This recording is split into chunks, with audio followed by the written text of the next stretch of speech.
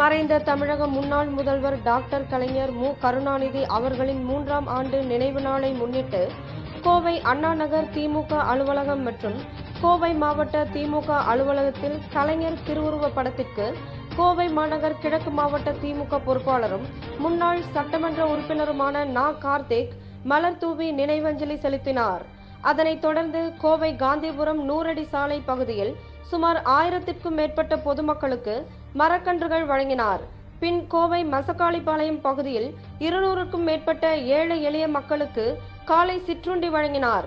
இந்நிகழ்வில் பகுதி பொறுப்பாளர்கள், வார்டு பொறுப்பாளர்கள், திமுக நிர்வாகிகள் மற்றும் திரளான பொதுமக்கள் கலந்து கொண்டனர்.